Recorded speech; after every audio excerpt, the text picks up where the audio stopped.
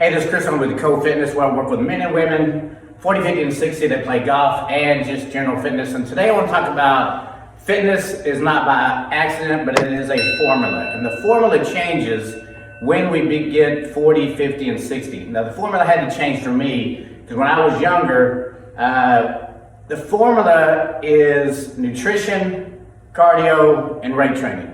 And in my 20s and 30s, my nutrition was different, my cardio was different, and my weight training was extremely different. I lifted really, really heavy.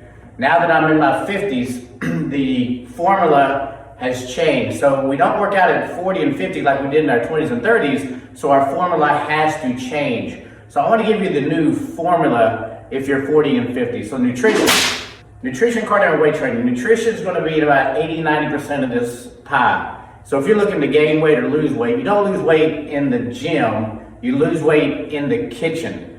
And I believe that fat doesn't make you fat, but I believe insulin influx makes you fat. So if you keep yourself on a positive insulin balance throughout the day, then you'll be fine. So the normal person eats, let's say 7, 12, and 7. So they eat at 7, they eat something very quick and accessible and easy, and basically it spikes their insulin. Let's say it's a bagel or it's oatmeal, and it spikes their insulin. Around 10 o'clock, their insulin starts dropping, but they don't eat again until 12, so they're going to do everything they can to get that insulin back up, so they eat too much carbs again. So you eat carbs again, spikes their insulin, 3 o'clock starts dropping, 7 o'clock comes around, got to get that insulin back up, and there's this roller coaster right throughout the day. So I believe in having bridges.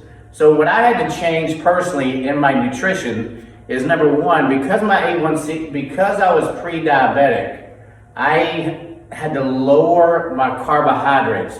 As we get older, we pretty much, that's why we get older, because our pancreas, which when you take in a carbohydrate, a complex or a simple, and the pancreas releases insulin, but it doesn't happen when we're young. We're seeing it more now with younger kids because they're getting so much processed food and so much sugar every single day because we're on these high energy rich carbohydrate diets. But the key is I had to lower my carbohydrates. So for breakfast, I'm not eating as much carbohydrates. I'm pretty much eating 4 eggs, 2 whole, 2 whites with some mixed vegetables and some mushrooms. And then for lunch, I'm having some turkey meat with some vegetable medley. And then for dinner, I'm having pretty much a collagen, not a whey protein shake because that's a very cheap type of protein, but I use casein, which basically it's a slower absorbing protein throughout the body. So, and if I get hungry during the day, yes, I'll have something like, I like rice cakes. And I know that's not the best, but it's better than sugar, and it controls my insulin. So now that I'm over 50, I've had to change my nutrition. So my suggestion to you, if you're not diabetic, and if you're not pre-diabetic, and if you want to keep the carbs in you, that's fine. If you're pre-diabetic, you want to lower the carbohydrates a little bit, and pretty much I would say stay away from anything with oats in it, which is sucrose, fructose, maltose, dextrose. Stay away from the milk products and the sugar products. Then if you are D2, of course that can be controlled 100% by nutrition. And if you're pre-diabetic, just slow down on the carbohydrates. But if you're not, then you're probably one of the very few that are not pre-diabetic. So you can pretty much have whatever you want. So I suggest to have a bridge in there. So if you eat at 7, 12, and 7, have you a bridge around 10 o'clock and nuts and almonds and things. And then around 3 o'clock, have another bridge as well. The key is, fat doesn't make you fat, but insulin influx makes you fat. If you can keep yourself on a positive insulin balance throughout the day, then you're going to be fine. Next, let's talk about cardio. Cardio has changed throughout the years, and it's funny because when we were younger, we focused more on the weight training, and then as we get older, they tell us that they need to do more cardio. Well, guys, I don't know about you, but my heart is okay. I need more muscle. I need more resistance training. So the whole cardio, the slow, steady state cardio, which is this 30 minutes, 45 minutes, is actually doing more harm than good. We want to do more burst training cardio. So if you thought about going up a hill, so in high school and school, whenever they made us sprint the front, walk the turns, sprint the front, walk the turns, that's probably the best type of cardio that we can do. Now at my age, I can't sprint anymore, I can't flip tires anymore, I can't do what I could do when I was younger. So I do get on a stationary bike and I'll go for 20 seconds as hard as I can, and then I'll recover for 10, 20 seconds, hard as I can, recover for 10, and I'll do that 8 rounds, and I do that 3 days a week. And basically what I'm trying to do is I'm trying to get my heart rate up, and I'm trying to see how fast that heart rate will recover. It's called VO2 max oxidative recovery.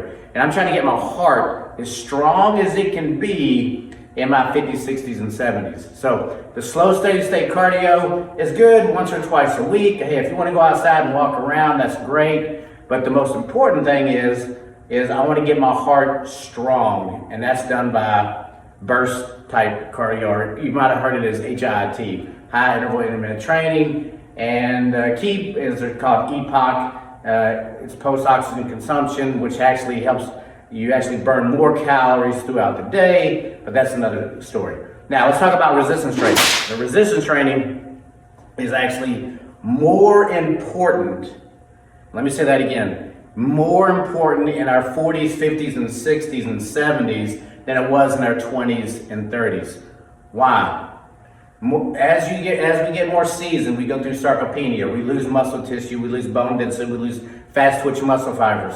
So we need to do more resistance training. And I'm talking about with weights, dumbbells, barbells, bands, but we need to do resistance training at least 3 to 4 times a week. And I like to do my whole entire body in one session. So I'll do chest, back, shoulders, quads, biceps, tris in one workout, and I do core, and it lasts me about 20, 25 minutes. But I do it in a circuit style system. But the most important reason why we want to do this, guys, is we want to create stability. When you create strength, you create stability. Stability helps with balance. Balance is going to reduce your falls. Falls is going to reduce injuries. So once we fall when we're 60s and 70s, it's very hard to recover after that. So start resistance training 40, 50, 60. Start doing a resistance training now. Get strong, stay strong, keep your balance strong, keep your core strong so your balance stays better throughout in our 40s, 50s, and 60s. Reduce falls, reduce injuries, and the stuff that happens when we get older. So let's recap. Formula: fitness is not just by accident. Fitness is a formula, and the formula does change in our 40s, 50s, and 60s. When we're younger, the nutrition is different. We eat more carbs. The cardio is different. The weight training is a lot different. We lift heavier.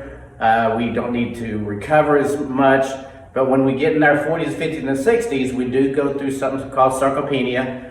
So my nutrition, I keep the protein high, I keep the complex carbohydrates, I stay away from the complex as much as I can, and I go with more fibrous vegetables.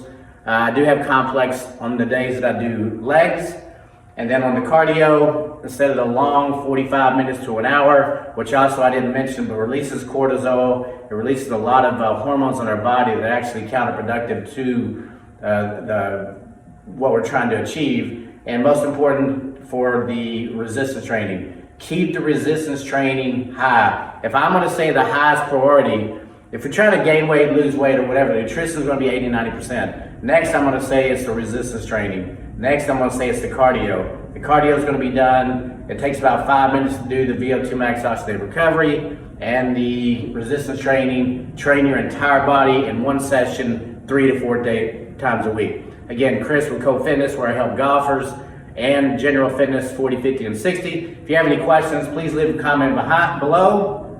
See you next time.